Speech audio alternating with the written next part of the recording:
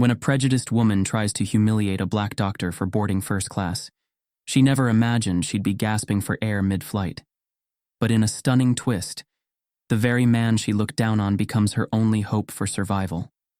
This gripping story of grace under pressure will leave you questioning assumptions and inspired by the power of compassion. Before we deep dive into this interesting story, tell us, where are you watching from? Share in the comments below.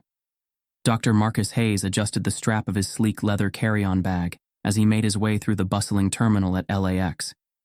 The air buzzed with a familiar mix of announcements echoing over the PA system, the rolling of luggage wheels, and the murmurs of impatient passengers. Marcus was exhausted. The last 3 days had been a whirlwind of back-to-back lectures and panel discussions at a prestigious medical conference. As a renowned cardiologist, he was used to such demanding schedules, but the promise of returning home to his family was the light at the end of the tunnel. The departure gate for Flight 768 to New York was crowded, with passengers checking their phones and glancing nervously at the updated boarding times on the screen. A slight delay had put everyone on edge, amplifying the usual airport stress. Marcus, however, remained calm. Years of working in high-pressure situations had taught him patience. Dressed in a tailored navy blazer over a crisp white shirt, his polished appearance reflected his professionalism. As the gate agent announced that first-class passengers could now board, Marcus stepped forward, retrieving his ticket from the breast pocket of his blazer. Karen Miller, a woman in her late 40s with perfectly styled blonde hair and a designer handbag slung over her arm, stood a few feet away in the same line. Dressed in a pastel cardigan and white slacks, she exuded an air of entitlement, her every movement deliberate and self-assured.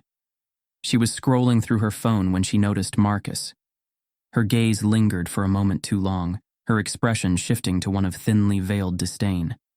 She took a step closer, her heels clicking against the polished airport floor, and tilted her head slightly as she surveyed him. "Excuse me," she said loudly enough for those nearby to hear. "Are you sure you're in the right line?" Marcus turned toward her, his calm green eyes meeting her piercing blue gaze. "Yes, ma'am," he replied politely, holding up his ticket for emphasis. Karen's lips pursed. She wasn't satisfied. "First class is over here," she added, gesturing toward the line as though he were lost. "I'm aware," Marcus replied evenly, his tone measured and professional. Karen didn't stop there. As Marcus handed his ticket to the gate agent, Karen leaned toward the woman behind her in line and muttered, "They really need to tighten security. You never know who sneaks into first class these days." The other woman raised an eyebrow but didn't respond. Karen's voice lowered further, but her words carried a sharp edge. "I mean, it's about maintaining standards, you know.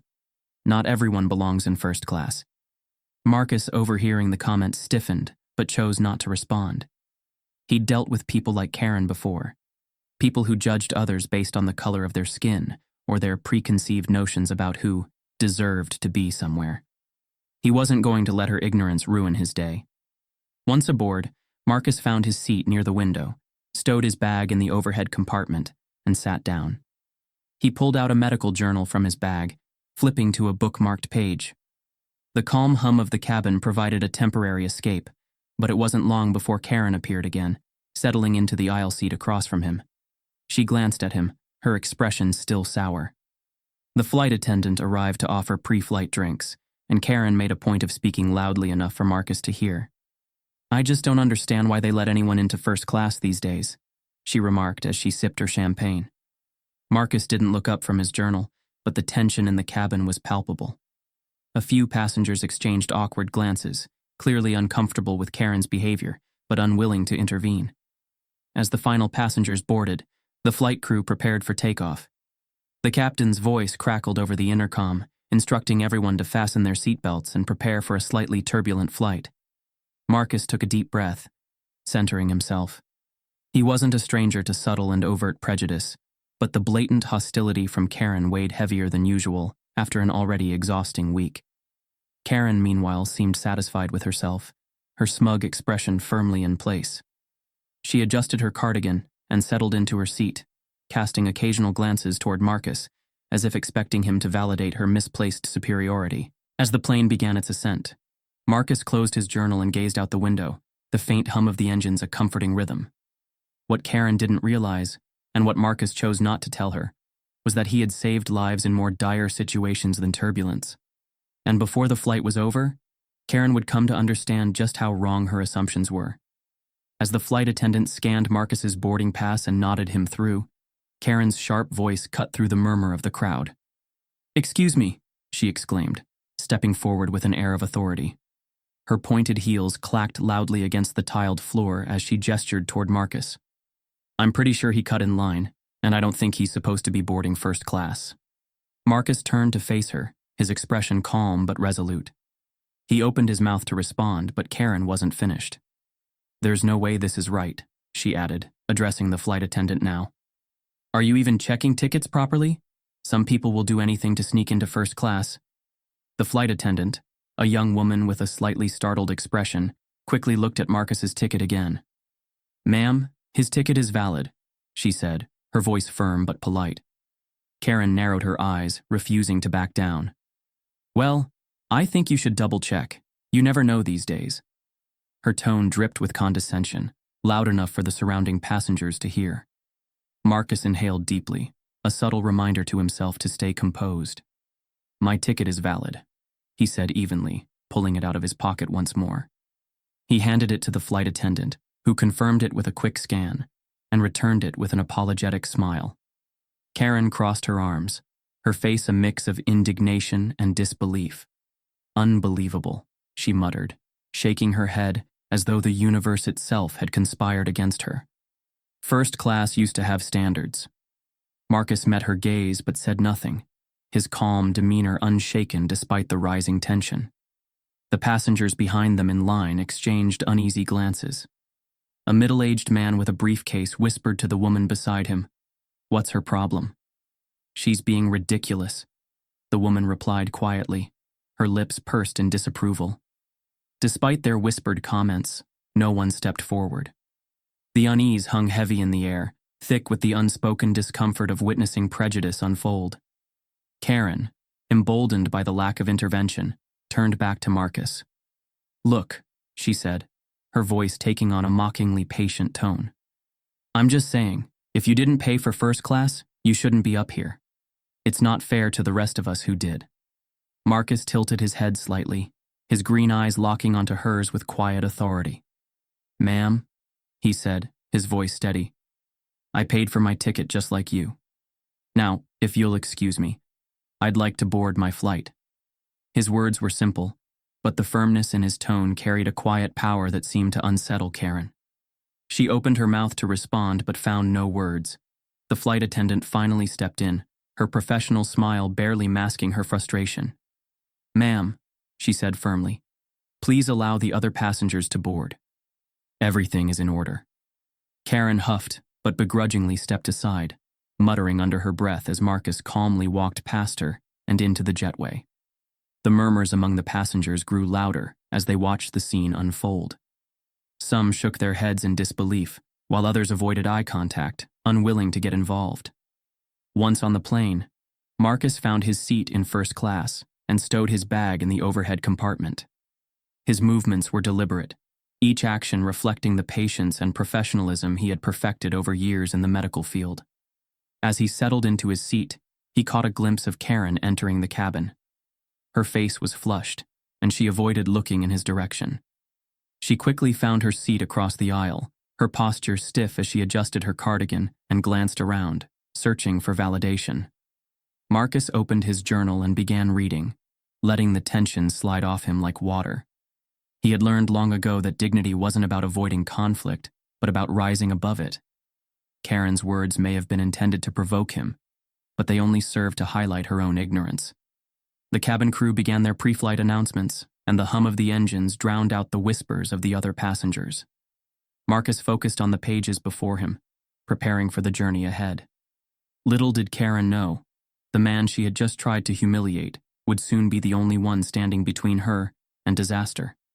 The cabin was quiet except for the faint hum of the engines preparing for takeoff.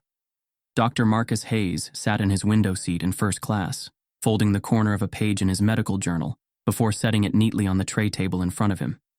His movements were deliberate, each action reflecting his calm demeanor.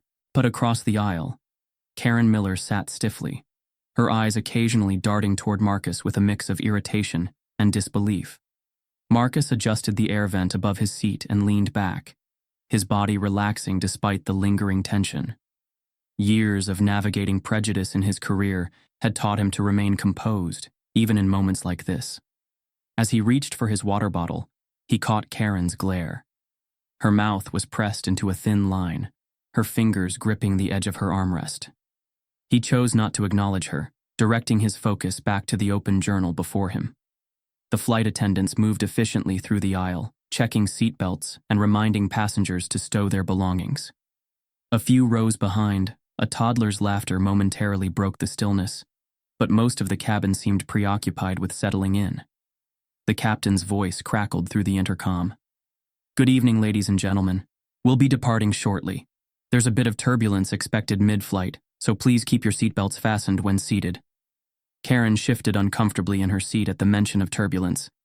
She reached into her designer handbag, pulling out a small travel pillow and adjusting it awkwardly behind her neck. Her lips moved as though muttering to herself, and her eyes darted toward the window, scanning the darkening skies. Marcus noticed her unease out of the corner of his eye but said nothing. He had grown accustomed to ignoring hostility from people like Karen, knowing it wasn't his job to teach them humanity. Instead, he focused on an article discussing advancements in cardiac surgery techniques, his green eyes scanning the text with precision. The plane taxied to the runway, and moments later, the engines roared to life, pushing passengers back into their seats as the aircraft climbed steadily into the sky. Marcus flipped another page in his journal, unfazed by the subtle vibrations of the plane. Karen, however, appeared less at ease. Her hands tightened around the armrests, her knuckles white against her pale skin. Her breathing quickened as the plane hit a slight bump during its ascent. She glanced at Marcus again, this time as if searching for some acknowledgement of her discomfort. But he remained focused on his reading. "Ridiculous," she muttered under her breath, loud enough for the passenger beside her to glance over in mild confusion. The flight leveled out, and the seatbelt sign turned off with a soft chime. The attendants began preparing for beverage service, their movements fluid and practiced.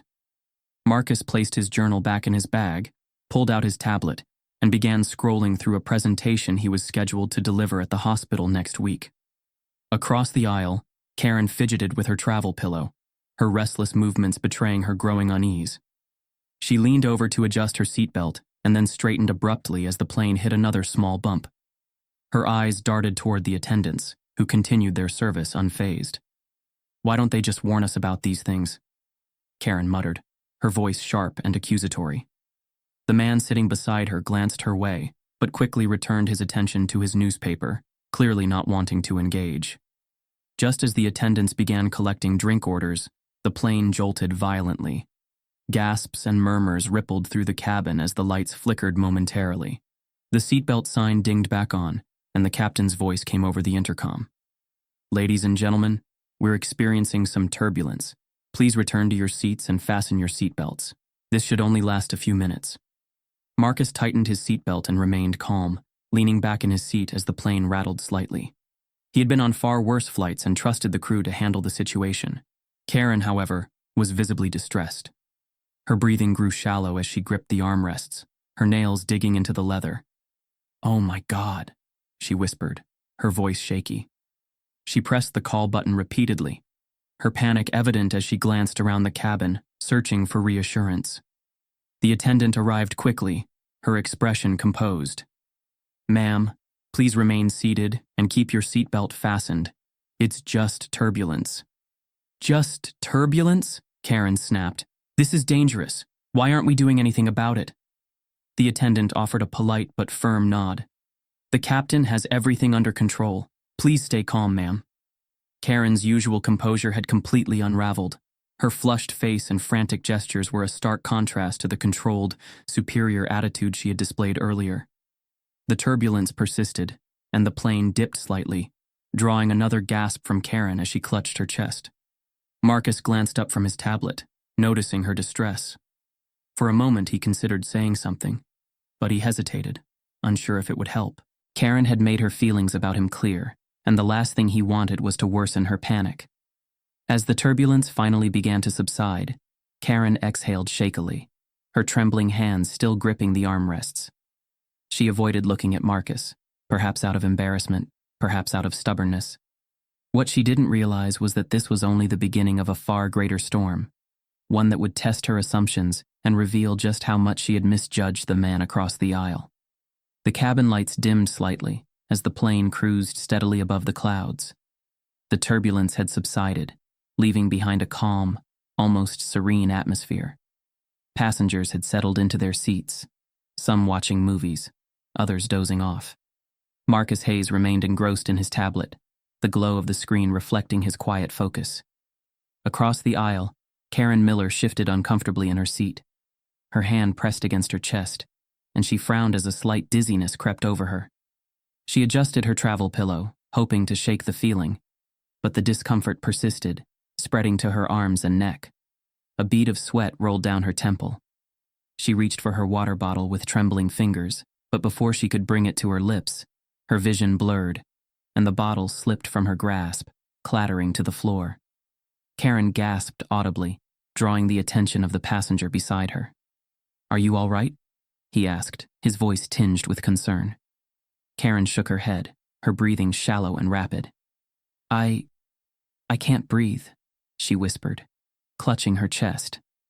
Her face was pale, and her hands trembled as panic took hold.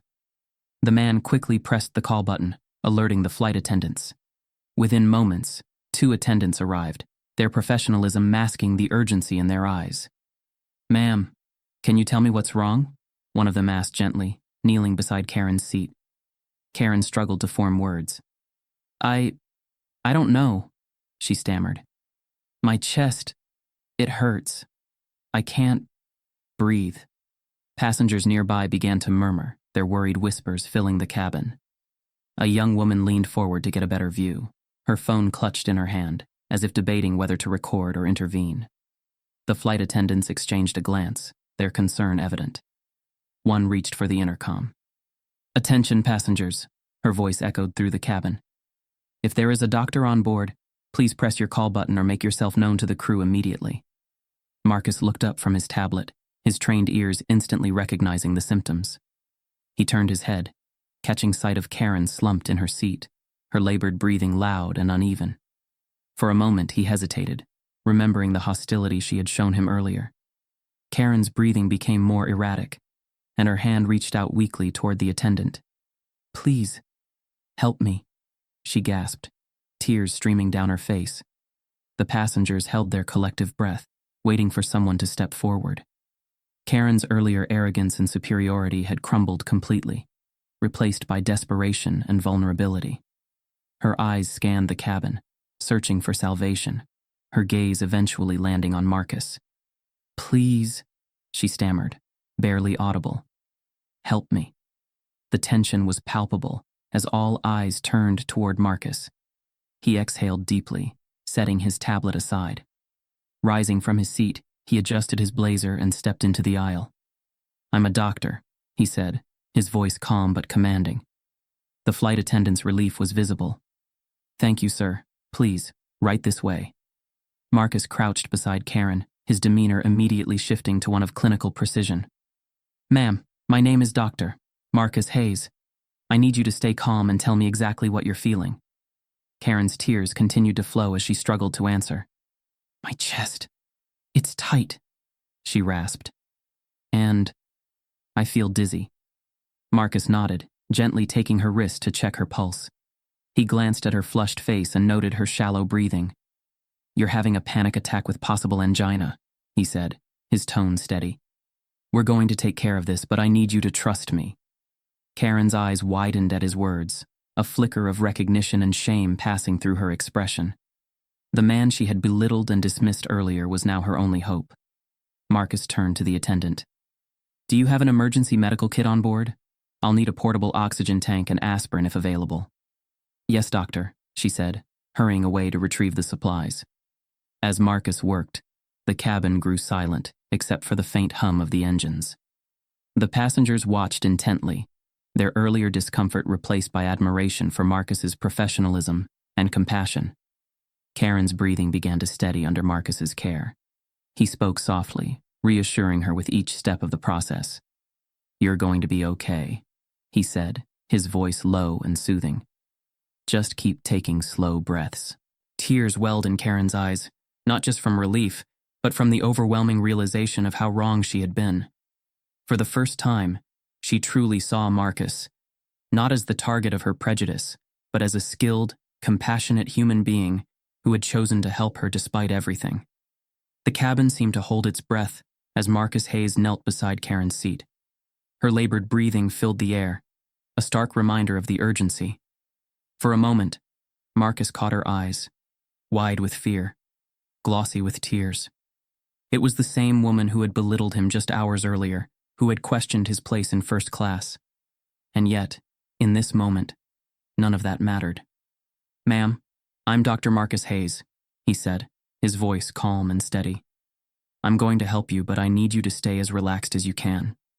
Karen's face crumpled as she clutched her chest. I can't breathe," she gasped, her words broken. "I know it feels that way, but I promise we'll get through this," Marcus reassured her. He turned to the flight attendant, his tone commanding yet composed. "I'll need the emergency medical kit and the portable oxygen tank now. Do you have aspirin on board?" The attendant nodded. "Yes, doctor. I'll grab them immediately." Passengers craned their necks to watch as Marcus began his assessment. He took Karen's wrist, noting her rapid pulse, then gently placed 2 fingers along her neck to check for any signs of carotid blockage. His hands were methodical, his movements deliberate. Karen winced, her panic evident. Am I dying?" she whispered. "No," Marcus said firmly, meeting her gaze. "You're not dying, but you're having symptoms that could point to angina, which is a temporary blockage of blood flow to your heart. We need to calm your heart rate and open up your vessels. Just focus on your breathing, okay?" Karen nodded weakly, her chest rising and falling with shallow breaths. The flight attendant returned with the emergency kit and oxygen tank. Marcus quickly donned a pair of gloves from the kit and attached the oxygen mask to Karen's face. "Deep breaths now," he instructed gently. "In through your nose, out through your mouth. Let the oxygen do its work." Karen's shaky hands fumbled to adjust the mask, but Marcus steadied them. "It's okay," he said softly. "You're doing great." He rummaged through the kit, pulling out a packet of aspirin. "I need you to chew this," he said, handing her the small pill. Karen hesitated, her trembling fingers barely able to grasp it. "Chew it?" she echoed. "Yes," Marcus said. "It'll help thin your blood and reduce strain on your heart." With some difficulty, Karen obeyed, grimacing slightly as she bit down on the bitter tablet. As Marcus worked, Karen's expression began to shift. Between breaths, her wide, fearful eyes softened with something else. Recognition. Here was the man she had insulted, the man she had dismissed with sneering arrogance. And now, he was saving her life. Tears rolled down her cheeks as she tried to speak through the mask. I'm so sorry," she choked out, her voice barely audible. Marcus paused, his hands steady as he adjusted the oxygen tank. His eyes met hers, but his face betrayed no anger or resentment, only focus and compassion. "Don't worry about that right now," he said gently. "Let's just get you feeling better." Karen's chest tightened, but this time, it wasn't from her condition. It was from the weight of her guilt. The other passengers watched in stunned silence, their earlier unease replaced by awe. Marcus's calm professionalism contrasted sharply with the chaos around him. A woman seated 2 rows back leaned over to whisper to her husband. "He's incredible," she murmured, her voice tinged with admiration. "He's a doctor," the man replied. "Of course he is." "No," she said, shaking her head slightly. "I mean, after what she said to him earlier. He didn't have to help her." The husband nodded, his gaze fixed on Marcus as he continued to work. After several minutes, Karen's breathing began to regulate. Her chest no longer heaved with the same desperation, and the color returned to her cheeks. Marcus checked her pulse again, nodding with satisfaction. "That's better," he said, offering a small, reassuring smile. You're stabilizing. The oxygen is doing its job. Karen's tear-filled eyes peered at him over the mask. Thank you, she whispered. Her voice was fragile, but the sincerity in it was unmistakable. Marcus nodded. Rest now. We'll have you checked out properly when we land. As Marcus returned to his seat, a quiet ripple of applause broke out among the passengers. He looked up, surprised, and offered a polite nod before sitting down. His hands were steady as he removed the gloves and tucked them into the emergency kit. Karen glanced at him from across the aisle, her tear-streaked face full of gratitude and remorse. The earlier hostility between them had dissolved, replaced by an unspoken understanding. Marcus picked up his tablet again, but this time he paused, staring out the window at the endless expanse of sky. He had done what he always did, set aside the noise, the prejudice, and the injustice to help someone in need. But as he reflected on the events, he felt something shift within the cabin. The passengers weren't just looking at him as a doctor. They were seeing him for the human being he was. Karen leaned back in her seat, still clutching the oxygen mask, her thoughts racing. She had come face to face with the reality of her own prejudice, and the person she had tried to diminish had shown her the true meaning of grace. The hum of the plane's engines was the only sound in the first-class cabin as Marcus Hayes returned to his seat. Karen, now propped up with a blanket and an oxygen mask, was visibly calmer.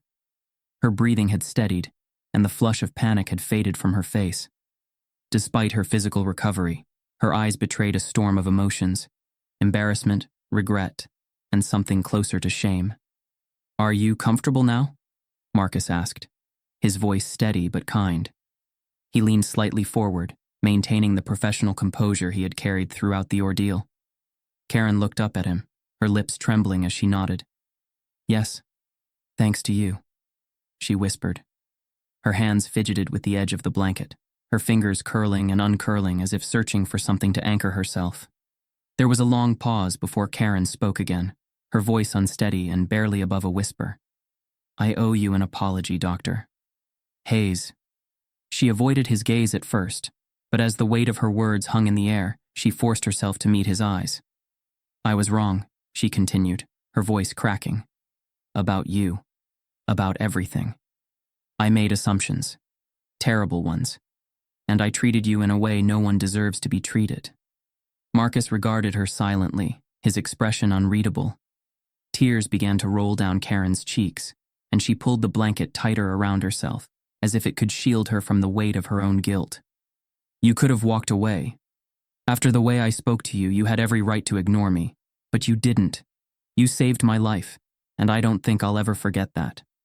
Marcus let her words settle before responding, his tone calm but firm. "Thank you for saying that," he began, leaning slightly closer to her. "But this isn't about me. It's about what assumptions like yours can lead to." Karen flinched slightly, but didn't look away.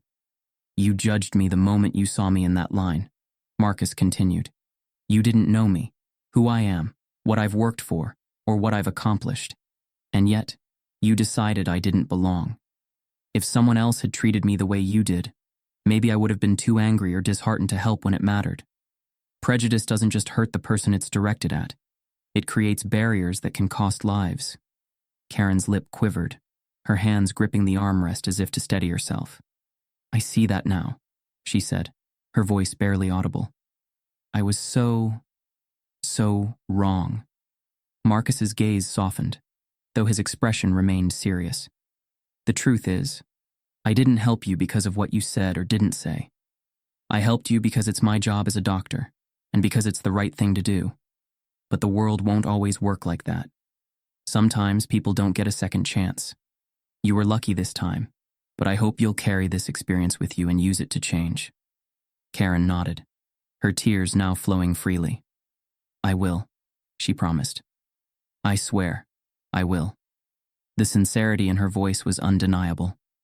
For the first time, Karen didn't look like the self-assured, entitled woman who had questioned Marcus's presence in first class. She looked vulnerable, human, and deeply regretful. The surrounding passengers, who had watched the earlier drama unfold, were now silent. Some exchanged quiet glances, their expressions reflective. A few nodded subtly, as if acknowledging the truth in Marcus's words. The flight attendant approached, her tone hushed as she asked, "Dr. Hayes, do you need anything else for her?" Marcus shook his head. "She'll be fine for the rest of the flight," he replied. Turning back to Karen, he added, "But make sure you follow up with a doctor once we land. This isn't something to ignore." Karen clutched the oxygen mask in one hand and reached out toward Marcus with the other, her fingers trembling. "Thank you," she said again, her voice firm despite her emotions. "Not just for saving me, but for opening my eyes." Marcus nodded, his lips curving into a faint, reassuring smile. "Take care of yourself," he said simply, before returning to his seat. As Marcus sat down, he gazed out the window at the expanse of clouds glowing faintly in the moonlight. He could still feel the weight of the moment, the echoes of Karen's words, and the lingering tension in the cabin. Helping her had been the right thing to do, but it had also been a reminder of how much work there was left to do in the world. Karen, meanwhile, remained in her seat, her eyes fixed on the floor. The blanket draped over her shoulders was now more than warmth. It was a symbol of the care and compassion she had received from the man she had wronged. For the rest of the flight, Karen sat quietly, reflecting on how her actions had almost cost her more than her pride. She resolved to carry this lesson forward, not as a burden of guilt, but as a catalyst for change. The atmosphere in the cabin had shifted. The earlier tension had dissolved, replaced by a quiet sense of understanding. Passengers who had been mere observers now seemed to carry a collective realization. Moments of grace and humanity could inspire profound change, even in the most unexpected circumstances. As the plane began its descent, Karen took a deep breath, her hand still clutching the oxygen mask. She glanced at Marcus one last time, her expression a mixture of gratitude and humility. He nodded in acknowledgement, offering her the quiet reassurance that they had both gained something important from the experience. The plane touched down with a soft jolt, signaling the end of a turbulent journey both in the air and in the hearts of those on board. The flight crew's announcement of a smooth landing barely registered to Karen Miller, who sat wrapped in her blanket, the oxygen mask still in her lap. Her breathing was steady now, but the weight of everything that had transpired left her in a daze. Marcus Hayes, seated across the aisle, placed his tablet into his bag and fastened the zipper with calm precision. He glanced at Karen one last time, observing her lowered gaze and trembling hands. Though her condition was stable, the emotional storm in her eyes was far from over. As the cabin door opened and the flight attendants prepared for deboarding, the hum of activity around her snapped Karen out of her thoughts. A paramedic team entered the plane, their presence swift and purposeful. One of the attendants gestured toward Karen, and the lead medic approached her seat. "Ma'am, we're here to escort you to the medical team waiting on the runway," the medic said gently. Karen hesitated, clutching the oxygen mask. Her movements were deliberate, almost reluctant, as though leaving her seat meant leaving behind something more than just the flight. As she stood, swaying slightly, Karen turned to face Marcus. Their eyes met, and for a moment, the bustling cabin seemed to fade into silence. "Dr. Hayes," she began, her voice cracking, "I don't think I can ever thank you enough. What you did for me, it wasn't just saving my life. It was showing me something I needed to see about myself." Marcus nodded, his expression kind but reserved. "Take care of yourself, Ms. Miller," he said simply, his words carrying both warmth and a quiet finality. As Karen was guided off the plane, a ripple of applause broke out among the passengers. It wasn't for Karen, though. It was for Marcus. "Thank you, doctor," an elderly man said, nodding toward him. "You handled that like a pro," another passenger added, clapping with genuine admiration. The recognition was unexpected but appreciated. Marcus offered a modest smile and a quick nod to the passengers around him as he retrieved his carry-on bag from the overhead compartment. Walking through the terminal, Marcus felt the day's exhaustion settle in his shoulders. The ordeal had been draining, not because of the medical emergency itself, those he could handle with practiced ease, but because of the emotional weight that came with it. Karen's transformation, though poignant, was not new to Marcus. Over the years, he had encountered countless instances where bias clouded judgment, where assumptions about him as a black man overshadowed his expertise and humanity. yet this time felt different. As he passed the rows of travelers bustling through the airport, Marcus reflected on the faces he had seen on the plane. Bystanders who had witnessed Karen's arrogance, her vulnerability, and ultimately, her gratitude. He wondered how many of them had been moved, even subtly, to reconsider their own biases. Karen's apology, though heartfelt, wasn't the victory. The real triumph lay in the possibility that her experience and the humility it had forced upon her might ripple outward. Perhaps the next time she encountered someone who didn't fit her preconceived notions, she would approach them with curiosity instead of judgment. Marcus allowed himself a moment of hope, a rare but necessary indulgence. Moments like these, though heavy, carried the potential for growth, not just for one person, but for everyone who bore witness. As Marcus exited the terminal, the cool night air greeted him. He adjusted the strap of his bag and looked up at the dark sky, now calm and clear. The turbulence, both literal and metaphorical, was behind him. For Marcus, the experience reinforced a truth he had carried with him throughout his career. Moments of grace, even in the face of ignorance, could inspire change. They didn't erase prejudice, but they planted seeds of understanding that might one day take root. And so, with a quiet resolve and a renewed sense of purpose, Marcus stepped forward into the night, ready to face whatever challenges awaited him next. If this story moved you, share it with someone who needs a reminder about the power of kindness and compassion. Don't forget to like, comment, and subscribe for more inspiring stories that challenge assumptions and celebrate humanity. Together, we can spread messages of hope and understanding.